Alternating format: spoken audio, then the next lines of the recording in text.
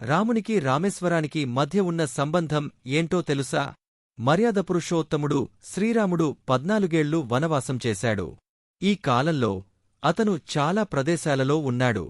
సీతను రావణుడు అపహరించిన తరువాత అతను ఆమెను వెతుకుతూ లంకకు వెళ్లాడు.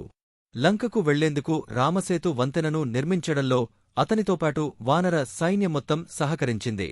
శాస్త్రాల ప్రకారం శ్రీరాముడిని ఆరాధించేవాడు శివుడు. శివుడిని ఆరాధించేవాడు శ్రీరాముడు.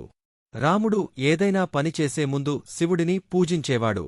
రామచరితమానస్ ప్రకారం రాముడు లంకను విడిచిపెట్టే ముందు రామేశ్వరంలో ఏమి చేశాడో తెలుసుకుందాం. రాముడు వానర సైన్యంతో లంకకు వెళ్తున్నప్పుడు ఈ భూమి చాలా పవిత్రమైనదని చెప్పాడు.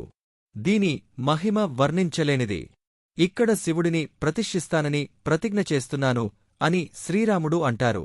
శివలింగాన్ని ప్రతిష్ఠించిన తరువాత రాముడు దానిని పూజిస్తూ నేను స్థాపించిన శివలింగం ఉన్న ఈ రామేశ్వరుని దర్శనం చేసుకున్న వ్యక్తి తన ఊపిరిపోయిన తర్వాత అతను నా లోకానికి చేరుకుంటాడు అని రాముడు అంటాడు.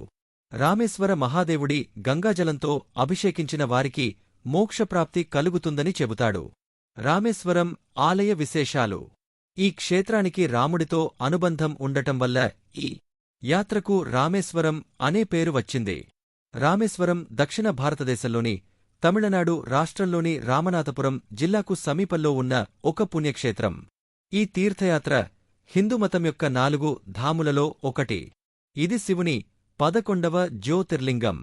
రామేశ్వరం ఆలయం దక్షిణ భారతదేశంలో అత్యంత ప్రసిద్ధ పుణ్యక్షేత్రం. ఇది శివుడికి అంకితం చేయబడింది. ఈ ఆలయ గర్భగుడిలో శివుడి 11వ జ్యోతిర్లింగాన్ని ప్రతిష్ఠించారు. ఈ ఆలయ జ్యోతిర్లింగాన్ని శ్రీరాముడు స్వయంగా స్థాపించాడు. రాముడు లంకను జయించాలనుకునే ముందు ఈ ప్రదేశంలో తన ఆరాధ్య దైవమైన శివుడిని పూజించాడు. ఈ ప్రదేశంలో మహాదేవుని శివలింగాన్ని స్థాపించి పూజించాడు. రాముడి పేరు మీదుగా ఈ ప్రాంతానికి రామేశ్వరం అని పేరు వచ్చింది.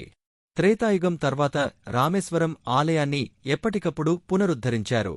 ఈ ఆలయాన్ని ఆదిత్యవర్మన్ 1, రాజేంద్ర చోళ 1, రాజరాజ చోళ 1, కృష్ణదేవరాయలు వంటి అనేక మంది రాజులు కొత్తగా నిర్మించారు.